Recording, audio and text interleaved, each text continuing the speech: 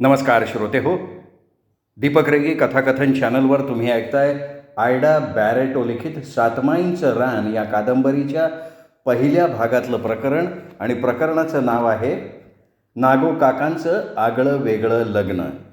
श्रोते हो, गेल्या भागात आपण ऐकलं की नागो काकांचं लग्न आजीनी दौलती काकांच्या कमळीबरोबर करायचं निश्चित केलेलं होतं, पण नागो काकांनी सांगितलं की त्यांना शिरगुप्पीच्या मंगीबरोबर लग्न करायचं आहे. आणि मग घरात एकच गोंधळ उडाला. सगळेजण नागो काकांवर चिडले. आणि आता त्याच्या पुढचा घटनाक्रम. आता तशी ही मंगी दिसायला सुरेख असली तरी रस्त्यावर वाढलेली ती पोर या सातमाईंच्या वाड्याची सून होण्याच्या लायकीची खचितच नव्हती. कुठे आमचं नामांकित खोत घराणं आणि कुठे ती भिकारीण मंगी. तेव्हा सर्वप्रथम आमचे शिवा काका संतापानं थरथरत उठले आणि सरळ नागो काकांच्या तोंडात एक भडकावून देत ओरडले, शिंच्या नाग्या, अरे तुला अजून आपली लंगोट नीट बांधायची अक्कल नाही आणि म्हणे त्या मंगीशी लग्न करणार. अरे काय तो तिचा यल्लम्माचा पेटारा डोकीवर घेऊन भीक मागत फिरणार का? आणि मग ते आजीकडे बघून ओरडले, आये, हा सगळा तुमच्या लाडाचा परिणाम आहे, म्हणून तो असा आमच्या डोक्यावर बसलाय. पुन्हा नागो काकांकडे बघत ओरडले, गाढवीच्या तू खोताचा पोरगा, तू काय बोलतोयस? तुझं तुला तरी कळतंय का? का सकाळी सकाळी त्या किन्नाकडे जाऊन ठोकून आलायस? तेव्हा कधीही न रागावणारे आमचे रामदास काका संतापानं ओरडले, सुक्कळीच्या नाग्या, अरे ती मंगी आराधिनिकेची पोरगी. आज नाही तर उद्या तिला तिच्या समाजाच्या रीतीप्रमाणे आराधिनिकाच व्हावं लागणार आहे ना. आणि अशा 4 माणसांनी मोती उतरवलेल्या एका आराधिनिकेशी तू लग्न करणार? तिला सातमाईंची सून करणार आहे शिंच्या?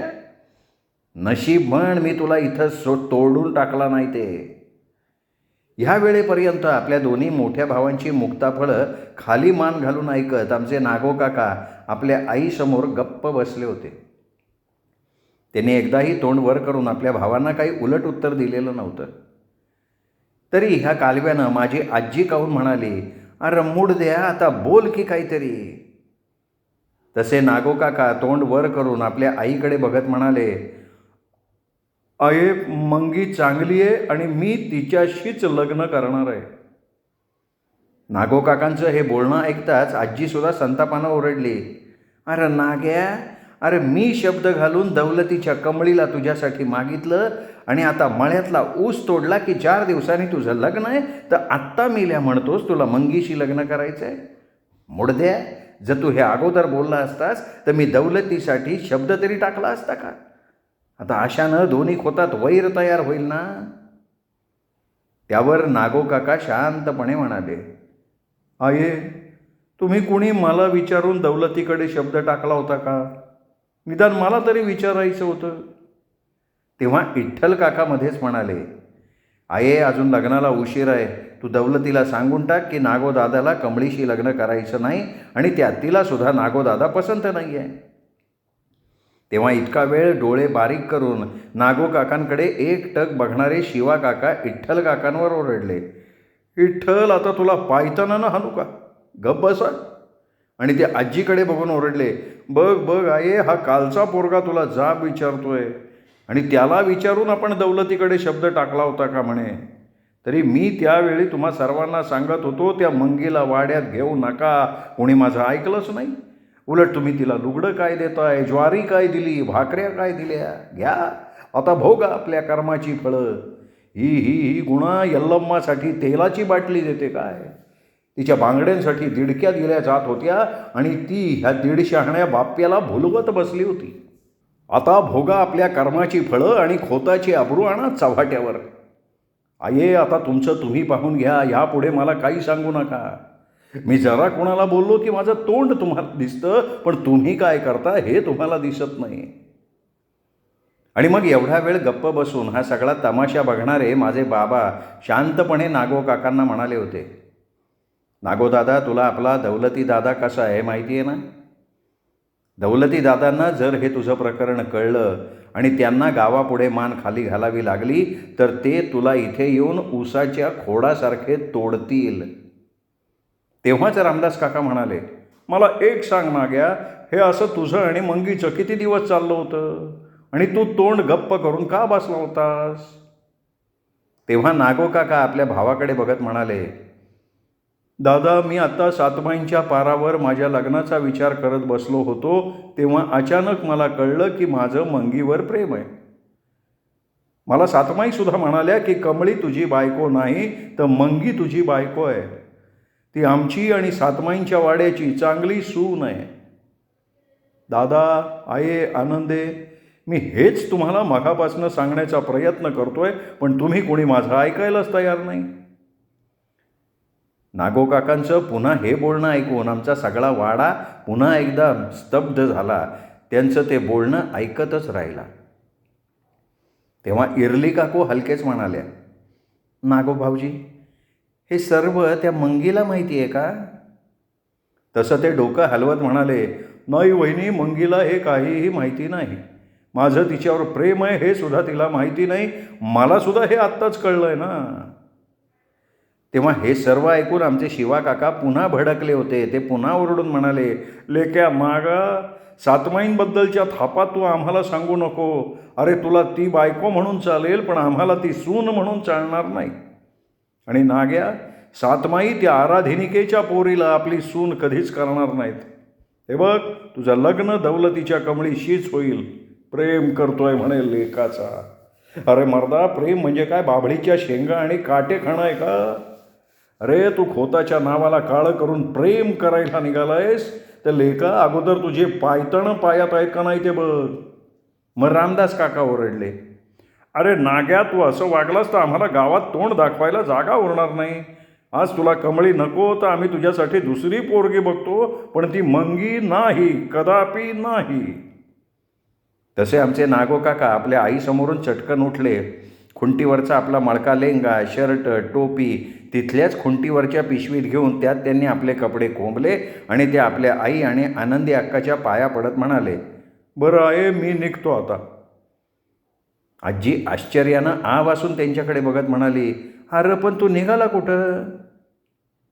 तसं नागो काकांनी ती पिशवी आपल्या डोकीवर ठेवून त्या पिशवीवर आपले दोन्ही हात ठेवून ते गोल गोल नाचत म्हणाले, अये, माझं तुम्ही कोणी ऐकत नाही. दादा म्हणतो मी खोटं बोलतोय. आता मी इथे राहणार नाही. मी मंगीकडे जातो आणि तिच्याबरोबर लग्न करून नंतर यल्लम्मा देवीचा पेटारा तिच्या डोकीवर ठेवून घागरा घालून चापकानं मला फटके मारत आम्ही दोघे गावोगाव भटकणार आहोत. आये, तुम्ही कोणी घाबरू नका. मी आपल्या वाड्यात कधीही भाकरी मागायला येणार नाही की मांजरीवाडीत तुमची आबरू वेशीवर टांगायला येणार नाही. एवढं बोलून ते नाचायचे थांबले, दाराकडे निघाले. आपल्या भावाचा हट्टी स्वभाव माहीत असलेल्या आनंदीनं पटकन पुढे होऊन त्याला अडवलं. त्याच्या हातातली पिशवी ओढून घेत ती त्याला म्हणाली, नाग्या, अरे थांब, असा कुठे निघालास? आणि अचानक ती आजी पुढे जाऊन नागो काकांच्याच आवाजात म्हणाली, अंबे, मंगी आपली सून आहे. तिला आम्ही पसंत केली आहे. ती पवित्र आहे. तिच्यावर आमचे 7 पदर आहेत. अंबे, आता तू तुझा पदर तिच्यावर घालून तिला तुझी आणि आमची सून म्हणून आपल्या सातमाईंच्या वाड्यात घे. आणि झालं. याच क्षणी ती यल्लम्माच्या आराधनिकेची मुलगी मंगी सातमाईंच्या वाड्याची सून ठरली गेली. आज पहिल्यांदा आमच्या आनंदी आत्याच्या तोंडून सातमाई बोलल्या होत्या आणि आता सातमाईंपुढे कोण काय बोलणार होतं? नंतर हे सर्व नागो मंगी प्रकरण आमच्या दौलती काकांच्या वाड्यावर जाऊन थांबलं होतं. त्यावेळी का कोणास ठाऊक एकटे आमचे विठ्ठल काका फार खुश होते.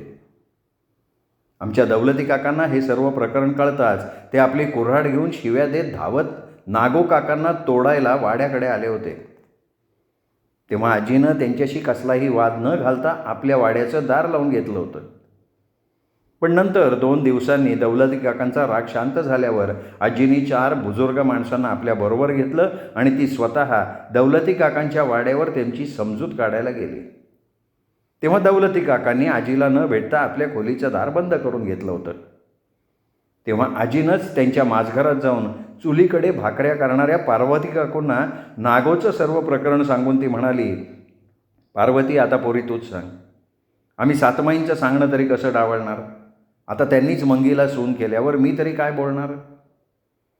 तशा पार्वती काकू डोळ्यांना पदर लावत म्हणाल्या, आये मला ते कळतंय, तरी गावात आम्हालासुद्धा अब्रू आहे, एवढं तरी सातमाईंना कळायला हवं होतं ना. त्यावेळी माझी आजी डोकं हलवत गप्प बसली होती. नंतर ती जाण्यासाठी उठली तेव्हा आतल्या खोलीतनं कमळी धावत बाहेर आली. आजीच्या पाया पडत म्हणाली, आजी झालं गेलं, गंगेला मिळालं, माझा तुम्हा कोणावर राग नाही. आजीने हलकेच तिला आपल्या जवळ घेतलं आणि म्हणाली, कमळे लेकरा, मला खरंच तुझं वाईट वाटतं, तरी पोरी मी सातमाईंपुढे काही करू शकत नाही ग. तेव्हा कमळी पुन्हा आजीच्या पाया पडून हसली. माझी आजी आपल्या वाड्याकडे परत येताना ती कमळीच्या त्या वागण्याचा विचार करत होती. आता तिने आनंदीला तिला नागो पसंत नाही हे सांगितलं होतं.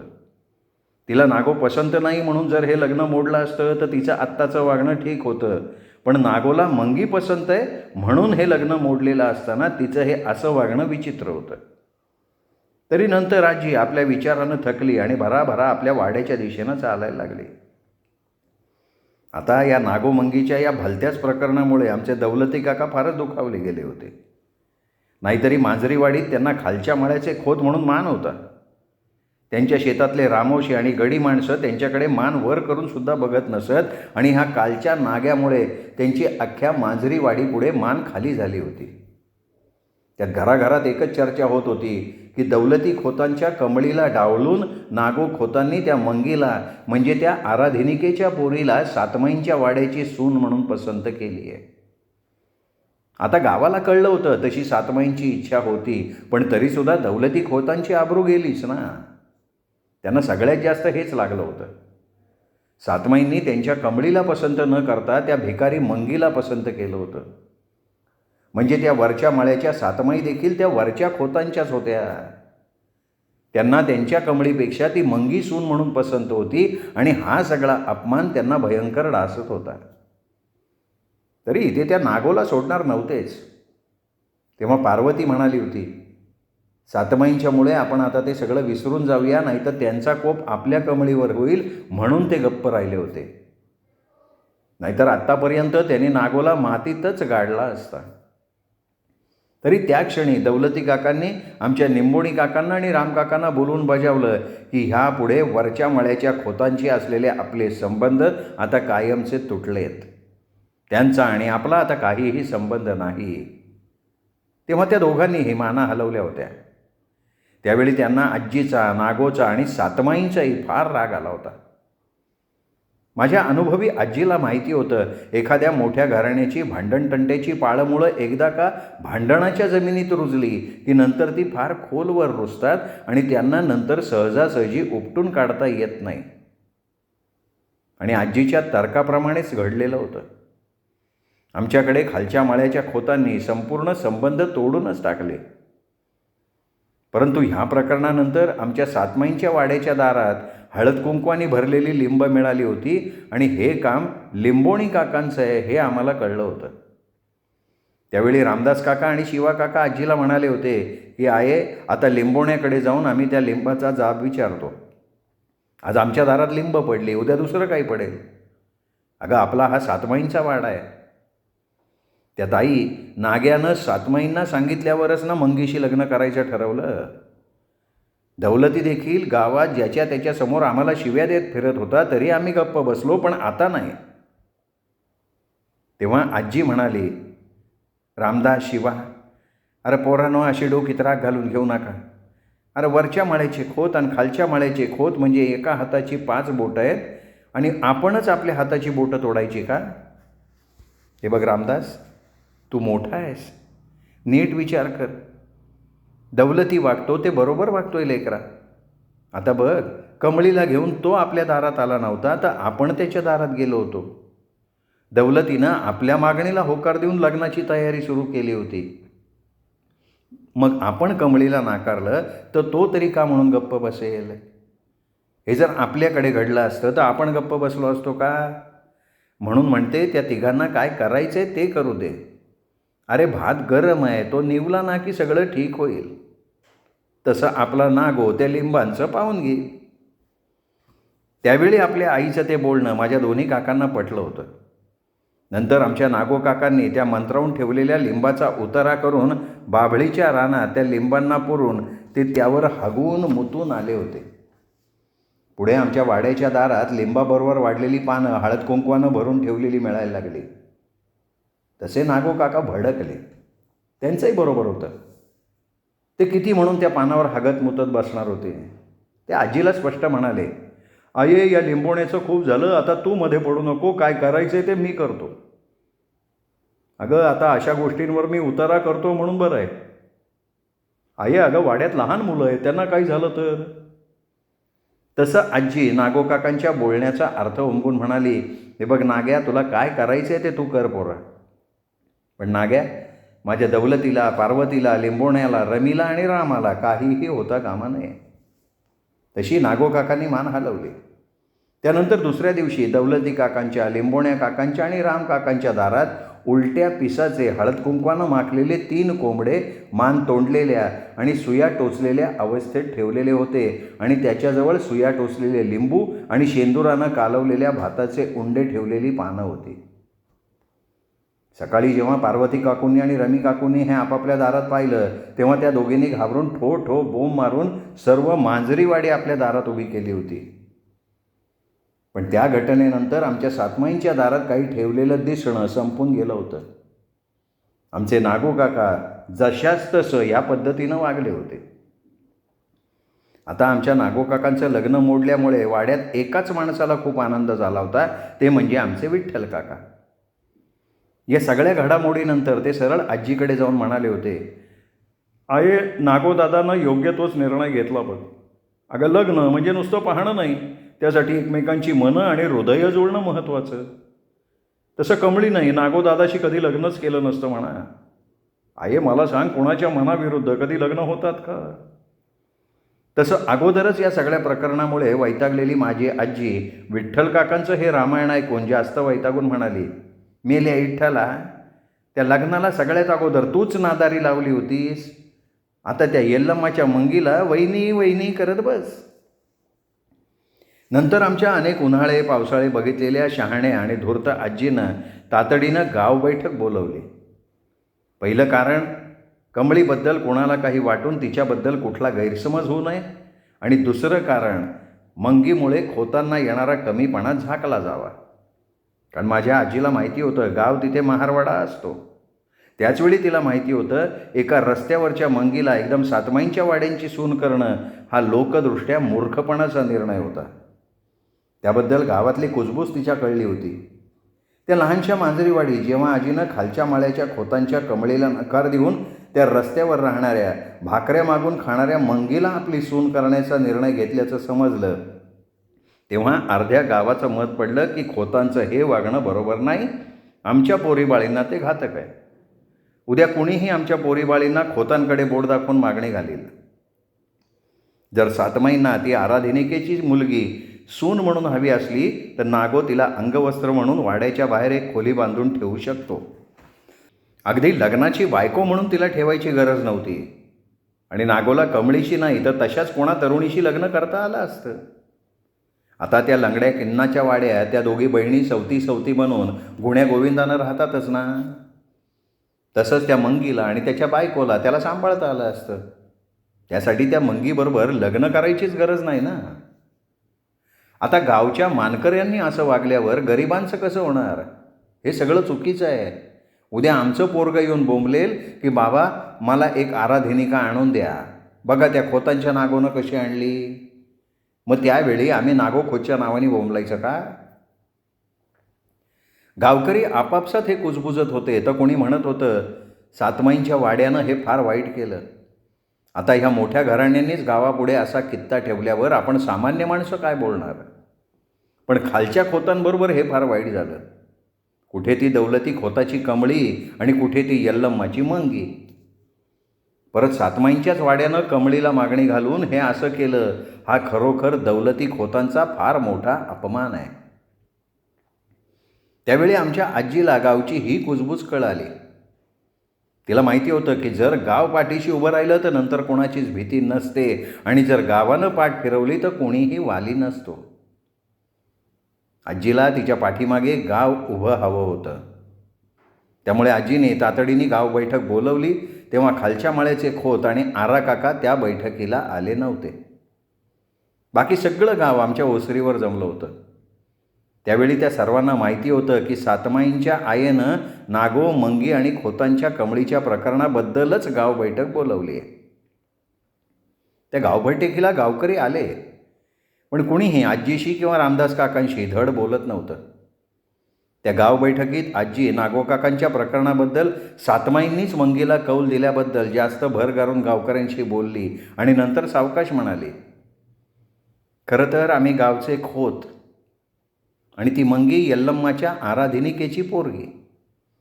उद्या तिला देखील तिचे जातभाई आराधनिकाच करणार तशी रीतसुद्धा आहेच. त्यामुळे आम्हाला नागोनं सांगितलं तेव्हा आम्ही सगळे नागोवर चिडलो होतो. शिवानी त्याला मारलंसुद्धा होतं, कारण आमच्या खोतांच्या अब्रूचा प्रश्न होता. आणि तेव्हा आनंदीच्या तोंडून सातमाई बोलल्या. मग त्यांचं बोलणं आम्ही कसं डावलणार तुम्हीच सांगा. उद्या त्यांचं बोलणं आम्ही डावललं, त्याचा आमच्या खोतांवर, त्या कमळीवर आणि गावावर सुद्धा कोप झाला तर काय करणार.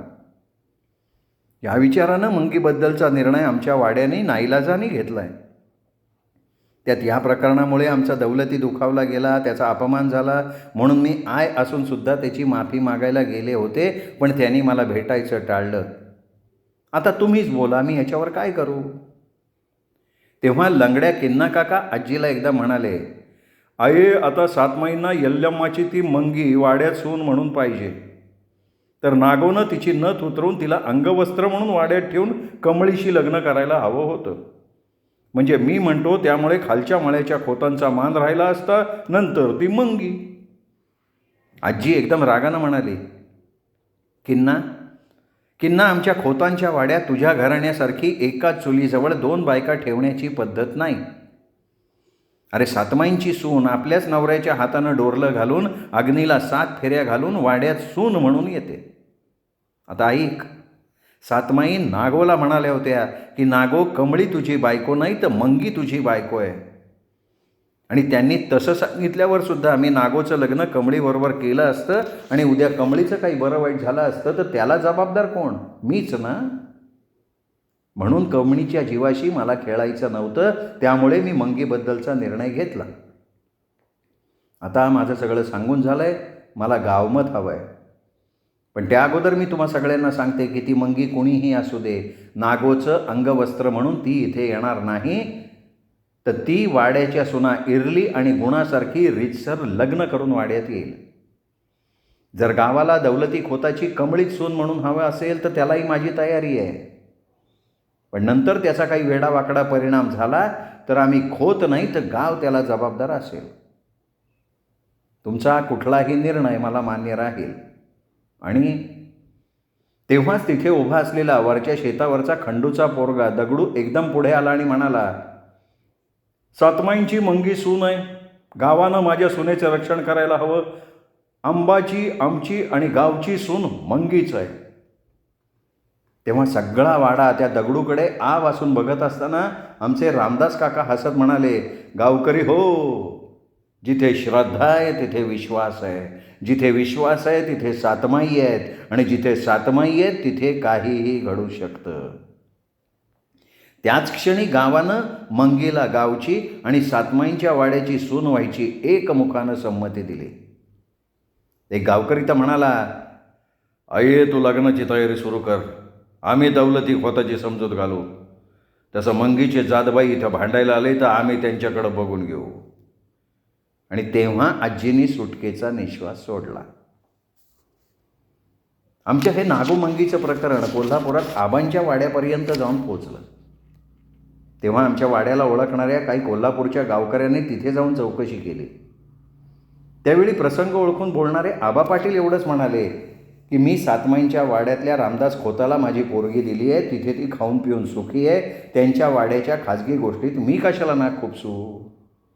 त्यांच्या बाकीच्या मुलांची कुठे आणि कुणाशी लग्न करायची हा त्यांचा प्रश्न आहे, माझा नाही. तेव्हाच ती चौकशी करणारी मंडळी गप्प बसली होती. तसं आमच्या वाड्यात सगळ्यांना वाटलं होतं आता ही गोष्ट कोल्हापुरात कळल्यावर आबा पाटलांचा वाडा इथे चौकशी करायला येईल, कारण त्यांच्याही आबरूचा प्रश्न होता ना. पण कोल्हापूरहून कुणीही आलेलं नव्हतं. आता मला त्यावेळची ती आठवण आली की वाटतं त्या काळी आमच्या नागोकाकांनी एक छान समाज सुधारणा नकळत केली होती. एका यल्लम्माच्या आराधनिकेच्या मुलीशी विवाह करून तिला आपल्या पत्नीचा सन्मान ते देणार होते. त्यावेळी जर ज्योतिबा फुले असते तर त्यांनी नक्कीच आमच्या नागोकाकांना भेटून त्यांचा जाहीर सार्वजनिक सत्कार केला असता. त्यामुळे पुष्कळ आराधनिकांचे, जोगतिणींचं, मुरळ्यांचं कल्याण झालं असतं. असो, आमच्या हुशार आजीनं गाव बैठक बोलून गावाचा कौल आपल्या बाजूनं करून घेतला आणि तो मिळाल्यावर तिने वेळ न घालवता दुसऱ्याच दिवशी रामदास काकांना आणि शिवा काकांना बैलगाडी घेऊन शिरगुप्पीला मंगीला आणायला पाठवलं. तेव्हा ती म्हणाली, रामदास आणि शिवा, तुम्ही फक्त मंगीला मी इथे बोलवलं एवढंच सांगा, तिला घेऊन या. तसंच रामदास, तिच्यासाठी 4 लुगडी बांगड्या आणा, पुढचं मी बघते. नंतर ती काहीतरी आठवण म्हणाली, रामदास, मंगीचा तो यल्लम्माचा पेटारा तिच्याबरोबरच घेऊन या. अरे देवांना इथे तिथे टाकू नये. पण पोरा, तिची कपडे, भांडी, बिछाना किंवा तिच्या बाकीच्या काहीही वस्तू इथे आणू नका. फक्त तो यल्लम्माचा पेटारा आणि ती इथे येऊ दे. दोन्ही काकांनी मान हलवून दोघं मंगीला आणायला बैलगाडी घेऊन मंगीचा उद्धार करायला निघाले. आमच्या आजीनं आपल्या नागोचं आणि मंगीचं लग्न आमच्या सातमाईंच्या पारावर करायचं ठरवलं होतं. त्यांचं लग्न लावण्यासाठी ती म्हाळसादेवीच्या भटजीला बोलावणार होती. खरं तर मंगीला आपल्या वाड्याची सून करणं आजीच्या अगदी जीवावर आलं होतं. तसं आमच्या खोतांचं घराणं मोठं होतं. आमच्या काही चालीरीती होत्या. कोणाच्या घरून काही आमंत्रण असलं तर इरली काकू आणि गुणा काकू अगदी खोतांच्या रीतीप्रमाणे नटून थटून मर्यादेनं जाऊन वागत. पण आता ही मंगी, हिला खोतांची रीतीभाती कोण शिकवणार? तिच्या हातचं जेवण वाड्यात नागोशिवाय दुसऱ्याला चालेल का? आणि ती मंगी वाड्यात स्वच्छ राहील का? तिला रांगोळी काढता येणार नाही, पण चुलीकडे भाकऱ्या तरी बडवता येतील का? हा सगळा विचार करून आजीचं डोकं दुखायची पाळी आली होती. शेवटी तीच वैतागून म्हणाली, ही मंगी म्हणजे नाकासमोर उडणाऱ्या माशीसारखी आहे. कितीही हाकला ती परत येऊन नाकावर बसणारच.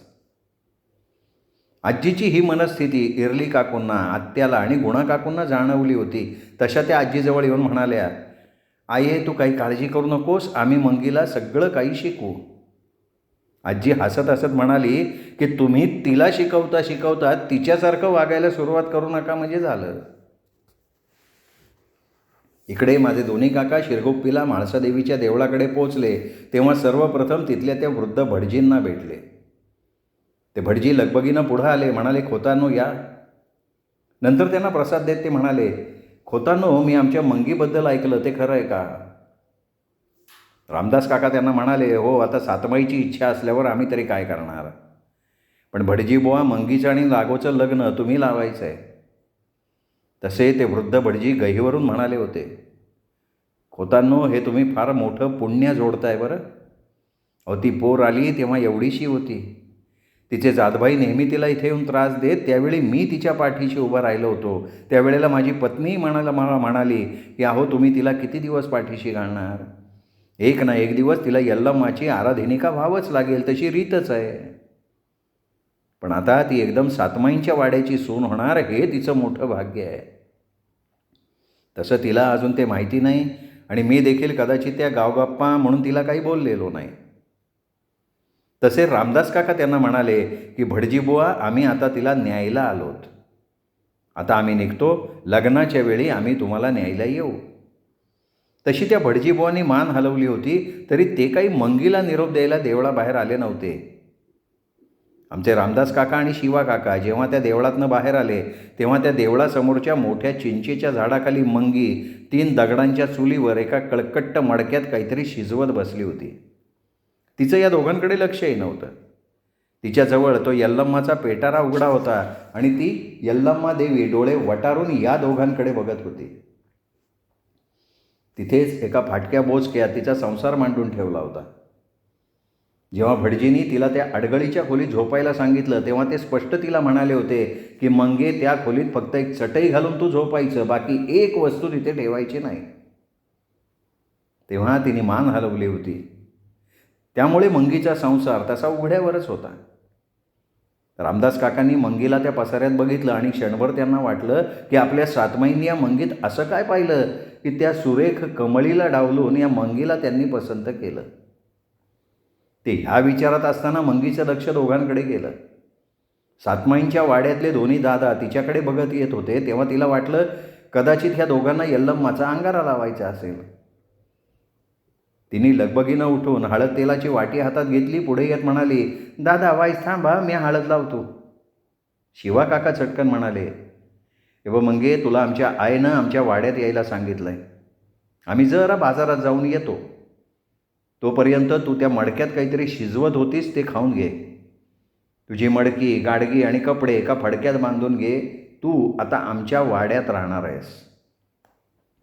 मंगी फक्त आश्चर्याने त्या दोघांकडे बघत राहिली. तिला वाटत होतं या दोन दादांना काय वेडबीड लागलाय काय. ती हलकेच म्हणाली, दादानो, मला आजीनं बोलवलं आहे, पण कशा पाहिजे? तसं मी काय पण केलं नाही दादा. तिला एकदम आठवलं काल तिच्या स्वप्नात यल्लम्मा येऊन शान म्हणाली होती, तुला बोलवणं येईल, तुला निघायचं आहे. आणि हे दादा खरंच तिला वाड्याकडे बोलवायला आले. हे सगळं विचित्रच होतं. रामदास काका म्हणाले, हे बघ मंगे, लोक आमच्याकडे बघतायत. इथे गर्दी होण्यापूर्वी तू तुझं आटपून घे. आम्ही आत्ता बाजारात जाऊन येतो. ते दोघं बाजारात गेले होते तेव्हा त्यांच्याकडे बघत ती मनात म्हणत होती, आईनं सांगितलंय तेव्हा आपण निघायलाच पाहिजे. तसं तो सातमाईचा वाडा बरा आहे. आता तथ गेलो की समजन. मग तिने वेळ न घालवता गाडग्यातलं भराभरा खाऊन घेतलं. यल्लम्माचा पेटारा नीट झाकला. आपले कपडे, भांडी वगैरे एका चादरीत बांधून ठेवली आणि आश्चर्यानं विचार करत त्या दोघांची वाट बघत राहिली. लहान मंगी पार गांगरून गेली होती. इथे शिवा काका रामदास काकांना म्हणत होते, दादा, या मंगीला सातमाईंनी नागोसाठी कसं काय पसंत केलं रे? अरे तिच्या जवळ गेलं तर तिला हळद तेलाचा वास येतो. तिची ती बोली भाषा सगळंच कसं तरी आहे. बिचाऱ्या नागोचं मला वाईट वाटतं. त्याचं कसं होणार या मंगीबरोबर देव जाणे. रामदास काका म्हणाले, मला सुद्धा तसंच वाटतं शिवा, पण माझा सातमाईंवर पूर्ण विश्वास आहे, त्या सगळं सांभाळून घेतील. मग त्यांनी मंगीसाठी 4 लुगडी घेतली, खण घेतले, बांगड्या घेतल्या, थोडी मिठाई घेतली. सगळी खरेदी आटोपल्यावर ते मंगीकडे आले. शिवा काका म्हणाले, मंगे झाली का तयारी? तिने मान डोलावल्यावर तिची ती सामानाची गाठोडी त्यांनी बैलगाडीत टाकली आणि म्हणाले, तू इथेच थांब, ते चुलीचे दगड काढून टाक, ती जागा साफ कर. एवढं बोलून माझे दोन्ही काका बैलगाडी घेऊन सरळ नदीवर गेले. तिथे जाऊन रामदास काकांनी ते मंगीचे सगळे कळकटे, घाणेरडे सामान होतं ते नदीत फेकून दिलं. परत आले. धक्क्यावर धक्के खात बसलेली मंगी बैलगाडीकडे बघत म्हणाली, दादानो, माझं सामान? ते आम्ही नदीत टाकलं. मंगी वासून त्यांच्याकडे बघत असताना त्या दोघांनी यल्लम्माचा पेटारा बैलगाडीत ठेवला आणि ते मंगीला म्हणाले, चल मंगे, इथे गावकऱ्यांची गर्दी जमण्यापूर्वी तू बैलगाडीत बसून घे. काही प्रश्न विचारत बसू नको. मंगी भांबावली, बैलगाडीत बसली. त्यावेळी तो छान प्रवास आपल्या आयुष्याची दिशा बदलून टाकणार आहे याची तिला कल्पनाही नव्हती. कदाचित तिच्या पूर्वजन्मीच्या काही पुण्याचं ते फळ असावं. म्हणून मी तुम्हाला सांगते श्रोते हो, पाप करू नका, पुण्य साठवून ठेवा, म्हणजे कधीतरी मंगीसारखं तुमचंसुद्धा नशीब उजाडेल. आमच्या रामदास काकांची बैलगाडी वाड्यासमोर उभी राहिली तेव्हा नागो काका, विठ्ठल काका आणि माझे बाबा शेतावर गेले होते. तर आजी, आत्या, इरली काकू, गुणा काकू ओसरीवर मंगीची वाट बघत बसल्या होत्या. मंगी बैलगाडीतनं उतरली आणि सरळ तिच्या नेहमीच्या जागेवर त्या गोठ्याजवळ जाऊन उभी राहिली. तेव्हा आजी आत्याला हलकेच म्हणाली, आनंदे, मंगीला इकडे आण. तसं आत्या तिच्याजवळ गेल्यावर मंगी थरथरत म्हणाली, आते ह्यो समजा काय घोळ आहे? मना कशा पायी हू आयन बोलवलं? म्या गोट्यामध्ये राहीन. आनंदी हसत म्हणाली, हो, तू आणि नागोनी मोठा घोळ घालून ठेवलायस. चल ओसरीवर ये, आई तुला सगळं सांगेल. मंगी भित्र्या सशाप्रमाणे आजीच्या समोर आली. त्याचवेळी रामदास आणि शिवा काकांनी तिचा तो यल्लम्माचा पेटारा मागील दारी ठेवला आणि आत आलेले समंजस रामदास काका आजीला म्हणाले, आई, आम्ही शेताकडे निघतो. मी त्या भटाला सांगितलं आहे की आमचं ठरल्यावर लग्न लावायला त्यांना यावं लागेल आणि ते तयार झालेत. बरं केलं सो रामदासा, मी ते तुला सांगायचंच विसरले. थोड्या वेळानं रामदास काका शिवा काका शेताकडे निघून गेले तेव्हा तिथे आलेल्या मंगीला आजी म्हणाली, "मंगे, इथे ये, बैस, घाबरू नकोस." तरी मंगी प्रश्नार्थक नजरेनं थरथरत खाली बसली तेव्हा आजीनं स्पष्टपणे तिला जे काही घडलं ते सांगितलं. हे ऐकून मंगी रडायला लागली. ती फक्त आजीकडे, आम्हा सर्वांकडे बघत थरथरत रडत होती. आजी तिला म्हणाली, "मंगे, हे बघ, तुझी यल्लम्मा तशा आमच्या सातमाई. आता मी तुला विचारणार नाही की तुला लागोशी लग्न केलं तर चालेल ना, कारण सातमाईंनी ते अगोदर ठरवलं आहे आणि त्यात कुणी काही बदल करणार नाही. हे बघ मंगे, या 8 दिवसात तुझं आमच्या नागोशी लग्न होईल. तू सातमाईंशी सून होशील. आमच्या खोतांच्या काहीच्या रीतीभाती आहेत, चालीरीती आहेत, तू त्या यांच्याकडनं शिकून घे. मंगे, स्वतःला नीट सुधार आणि माझ्या नागोचा संसार नीट कर ग बाई," आजी गहिवरून म्हणाली होती. मंगीने एकदम उठून रडत आजीचे पाय धरले तेव्हा आजी आत्याला म्हणाली, "आनंदे, मंगीचं लग्न होईपर्यंत ती तुझ्याबरोबर तुझ्या खोलीतच राहील हो." आणि नंतर मंजीचा कब्जा आनंदी आत्यानं आणि इरली गुणा काकूंनी घेतला. आधी आनंदी आत्यानं तिला आपलं एक जुनं लुगडं नेसायला दिलं. तिचं ते वास मारणारं लुगडं उचलून कचरा कोंडीत टाकून दिलं. नंतर आनंदी आत्यानंच नाक मुठीत धरून तिच्या हातापायाची लांब नखं कात्रीनं कापून काढली. इरली काकू गुणा काकूंनी तिच्या जटा झालेल्या केसांचे गुंते कापून तिच्या डोकीला 2 बाटल्या खोबरेल तेल लावून तिला ओवाची फणी देऊन ओवा काढायला सांगितल्यावर आनंदी आत्यानंच तिला साबण लावून चोळून चोळून आंघोळ घातली, नवीन लुगडं नेसायला दिलं. गुणा काकूंनी तिला पावडर कुंकू लावलं तेव्हा मंगीचा तो कुबट्ट वास दूर गेलेला होता. पण खरंच मंगी अगदी त्या थोड्याशा बदलानं दृष्ट लावण्यासारखी सुरेख दिसायला लागली होती. आजीने तिला बघितलं. ती थक्कून म्हणाली, "तरी आनंदे, मला वाटलंच होतं सातमाईंची निवड योग्य असेल." आमचे नागो काका आणि मंगीच्या लग्नाची वाड्यात जोरात तयारी चालू झाली.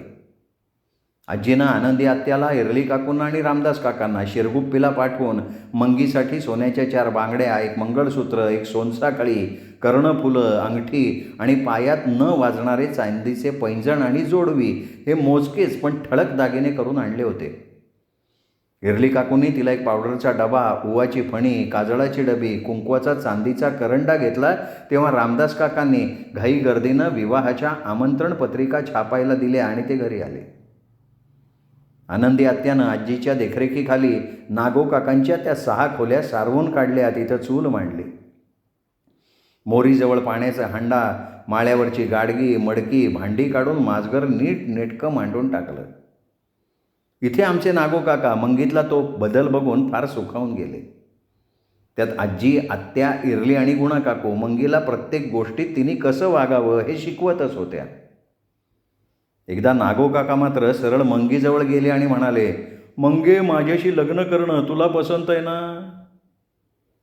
त्यावेळी मंगी काहीही न बोलता त्यांच्या पायावर डोकं टेकून रडायलाच लागली तेव्हा आत्याने तिला सावरलेलं होतं. श्रोते हो, हे प्रकरण इथेच संपलं. नागो काकांबरोबर मंगी लग्न करायला तयार झाली, पण हे लग्न होतंय का नाही, झालं तर कुठल्या पद्धतीनं होतंय हे ऐकूयात पुढच्या भागात. ऐकत रहा दीपक रेगे कथाकथन चॅनल.